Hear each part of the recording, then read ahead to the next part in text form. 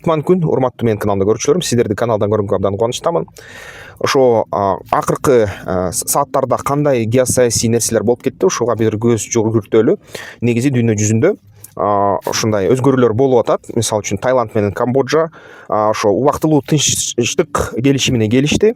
Ок атууларды токтотушту жана ошо эки тараптын тең министрлери, ошо коргоо министрлери келишимге кол коюп 72 саатка тынчыйлы дейт. Ушул убакыттын ичинде аскерлерди чыгаралы дейт чек аралардан. Анан биз бири-бирибиздин аскерлерин эч жака жылдырбай эле ок атуулар токтотсун толугу менен. Анда биз деген ошо Камбоджанын 28 аскерин туткунга алынган кайтарабыз дейт да. Бирок бул деген тынчтык ишенимдүү эмес. Бузулуп калышы деле ыктымал ар кайсы секундасына. Ошон үчүн ошо кандай иштер экен көрүш керек да дагы. Албетте Орусия менен Украина ортосундагы согуш уланып атат. Украина биз тынчтыкка даярбыз, 60 күндүк ок атууну токтотолу деп Зеленский айтып баштаса, жана ошо Зеленский Трамп менен Мар-а-Лагада ошо Трамптын имараттарында жолугушабыз дейт. Жакын арада жолугушуу дарылап жатыр. Ошону алганда бир малда тынчтыктын ордуна Орусия чабуул кылды. Чабуул боюнча 500 дрон шахет колдонулду дейт. 40тан ашык баллистикалык ракета колдонулду. 3 киши набыт болду дейт. 23-24 киши жарадар болду дейт да ошо Киев тараптан. Албетте бул жерден Зеленский дагы айтып чыкты, мына көрүп атасыздар, мен тынчтыкка умтулсам, Орусия тынчтыкка болуп аткандай карым катышын көрсөтүп атат деп, эч кандай тынчтык болушу мүмкүн эмес дейт да. Бирок бул деген Косыгин кезиндеги же Черномырдин кезиндеги дипломатия, Советтер Союзунан бери. Советтер Союзу АКШ менен сүйлөшүүлөр жүргүзүп атканда, кансыз согушта, муздак согушта. Ошол жерден дагы алар ушундай ишти жасачу да, мындай переговорлордон мындай да принцип, иши кылса күч көрсөтөбүз.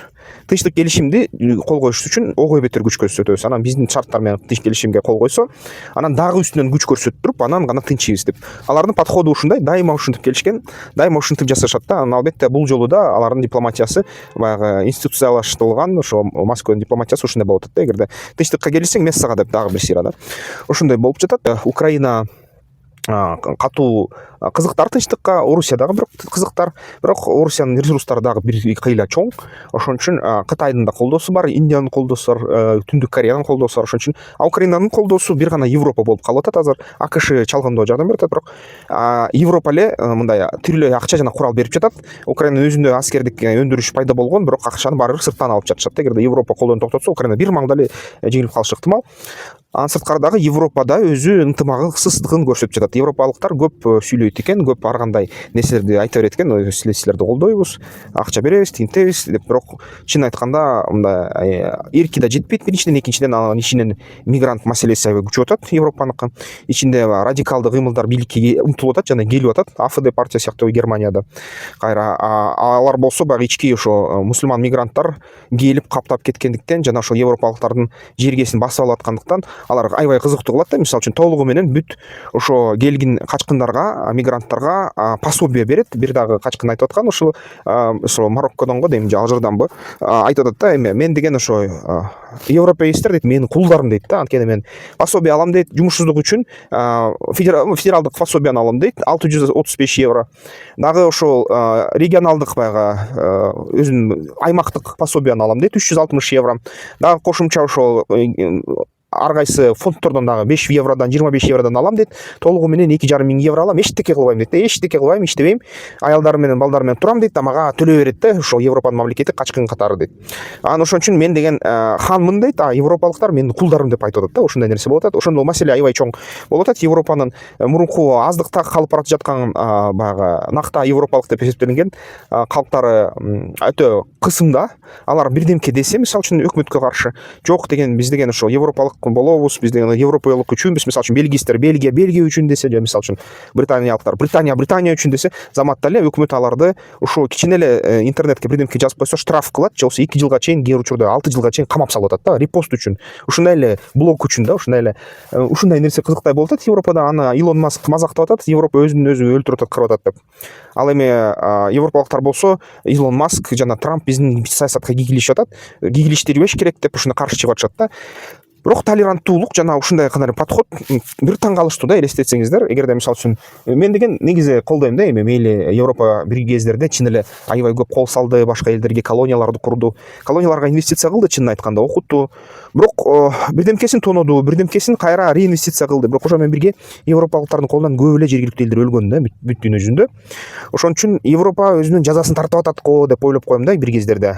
Бирок эгерде мисалы үчүн өзүбүздүн мамлекетке ушуну ченесек да, ошо Европадагыдай эле мисалы үчүн кайсы бир өлкөлөрдүн ошо калктары келип эле бул жерден анан биздин пособияларды алып, биздин кыргыздардын пособиясын жеп, тамагын жеп, камын жеп, анан бизди кул деп жарыяласа, билбейм, мен андайга чыдамак эмесмин да. Эми өзүмдү европалыктын ордуна койсом, мен деген ойломокмун да, кана деп мурунку ошо Наполеондун саясатын бир мындай 5 грамм иштетип көрбөйлүбү дегенди ойдо айтмакмын да. Анткени айтмакмын, мамлекетти сакташ керек, баягы улутту сакташ керек, кызыкчылыгын сакташ керек деп кайра бөгөт коймокмун. Бирок балким мен ошон үчүн Европада эмесмин. Анткени эгерде азыр Европада болуп туруп ушундай сөздөрдү айтсам, алардын жараны болуп туруп мага келишмек, европалыктар айтышмак, полициясы келип туруп айтмакта, бизде Оруэллдин 1984 жыл деген китебиндегидей болуп калган деп, сен деген ошо ой кылмышын кылдың дейт да. Ой кылмыш дегенди ойлоп алышыптыр да. Мисалы үчүн бир ойлоп койсоң, келгиле ошол европалыктардын, мисалы үчүн Германияда туруп немистердин укугун коргойлу деп ойлоп койсоң, сага келип туруп сага айып пул салат да. Ушул таң калыштуу да. Ушуну кандай элестеткиле, эртеси күнү мисалы үчүн билбейм, эгерде бизде мына азыр бийликибиз жакшы келатат, экономикада жакшы өнүгүп келатат, менин могул баалоом боюнча.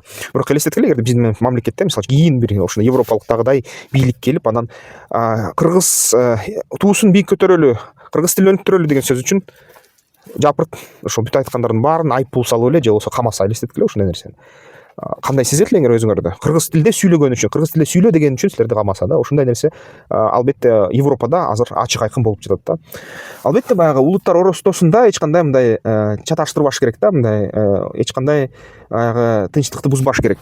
Бирок чек да бар да, албетте чек да бар. Мисалы үчүн ошо кайсы бир чектин ичинде улуттун кызыкчылыгын коргош керек. Кайсы бир чектин ичинде аша чаап кетпеш керек, кылмышка өтүп кетпей. Бирок кандайдыр бир ушуну өзүңдүн тобуңдун кызыкчылыгын кармаш керек деген ойдомун да. Бирок Европада ушундай нерсе болот. Ошон үчүн Европа Зеленскийге жардам бере албайт. Ички маселелер аябай катуу, ички маселелерин аябай катуу алаксыткан, жана маалыматтар боюнча ошол эле Украинанын ГУРу боюнча жана ошол НАТОнун баягы чалгындоо кызматтарынын сөздөрү боюнча Орусия Прибалтика өлкөлөрүнө 26-жылда кол салып көрөт деген сөздөр болуп атат да. Эгерде Европа ушундай болуп ыдырап, өз ичинен өз кызыкчылыгын жок кыла берсе, жана ушундай өзүнүн коопсуздук мындай иштерин жөнгө салбаса, албетте кол салса деле болот. Анткени ынтымак жок да, ынтымак жок. Евро биримдикте жада калса, Евро биримдиктин өкүлдөрүнүн ар бир өлкөнүн ичинде өзүндө дагы мындай улуттук консенсус деген жок да. Улуттук дегенге каршы чыгып жатышып, алар толеранттуулук деп жатышып, азыр ошо өтө кызыктай абалга келип калышты. Өзүнүн ичиндеги бийлигин жана коопсуздугун жоготуп жатышат. Сырткы келгендер бийликти колуна алып алышат окшойт, жана ошо бийликти алып алгандан кийин алар таптакыр башка мамлекет болуп калат да. Ошол эле баягы жакынкы чыгыштагыдай мамлекеттер болуп калышат.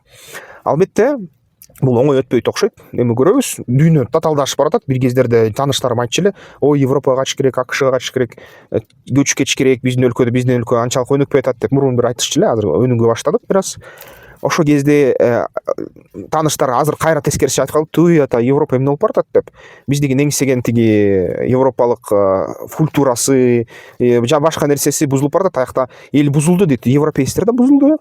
Тиги сырттан келген качкындар дагы кооптуу балдар дейт да. Ушул аябай коопсуздук да бузулду.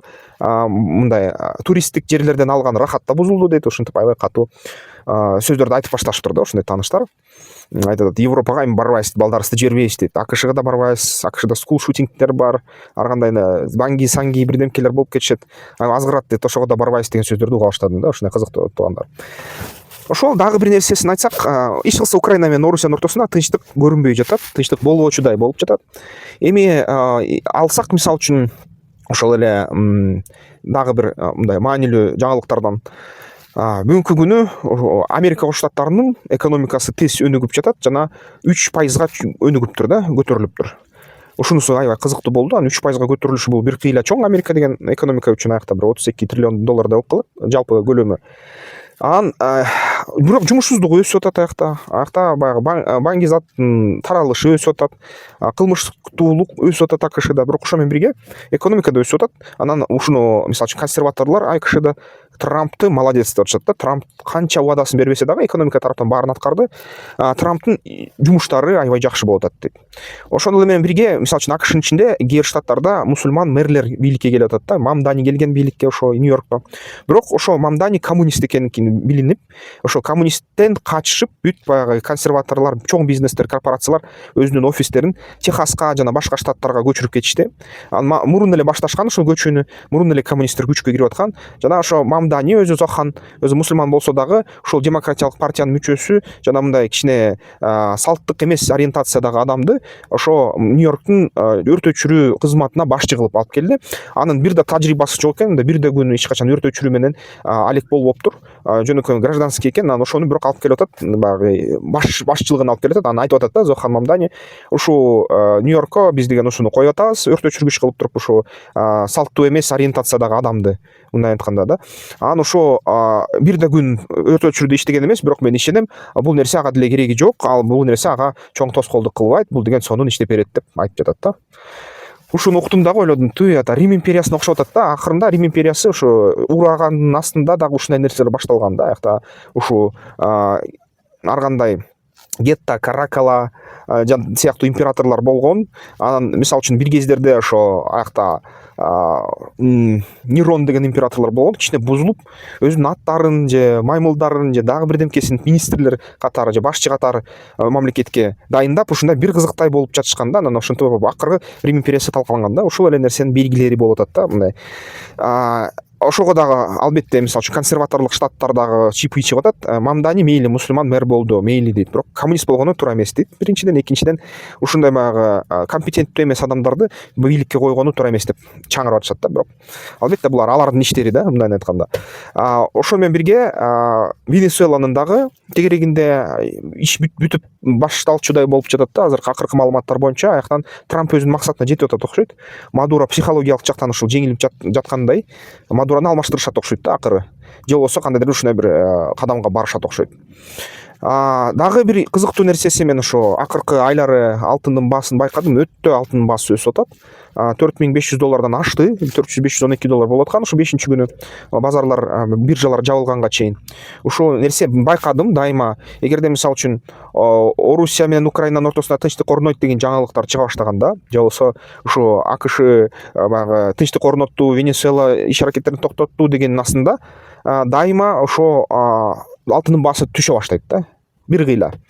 Анан жок, Орусия тынчтыкка келбей койду же Украина тынчтыкка келбей койду деген жаңылык чыгаар менен, же болбосо Таиланд, Камбоджа согушуп кетти, Индия, Пакистан согушуп кетти, Кытай менен Тайванга мындай АКШ мындай кол салган атат деген сайын эле кайра эле алтындын баасы өсүп экен да, тез. Ушуну байкадым.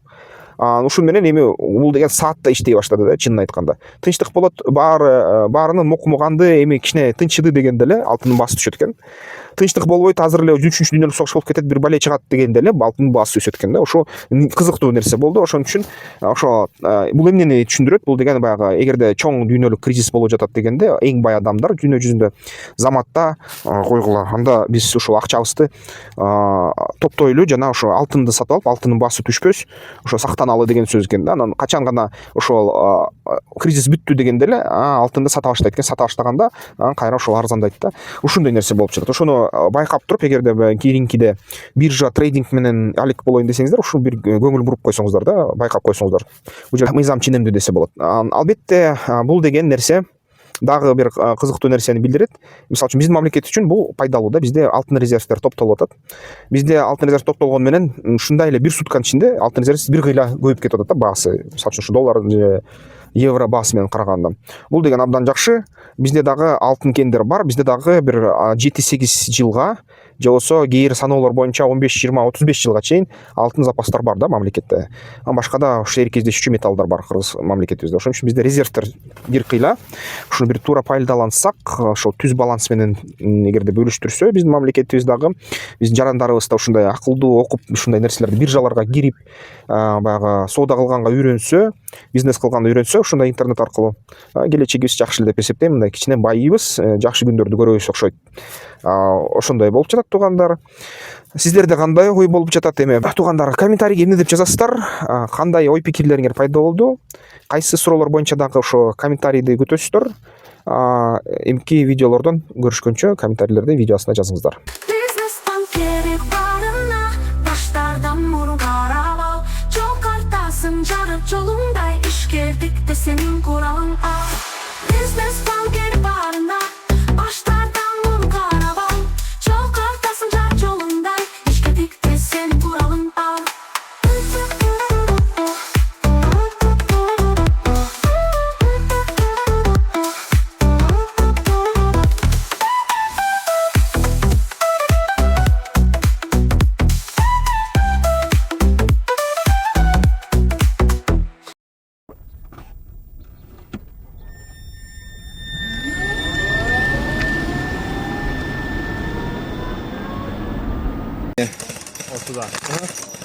О, от души.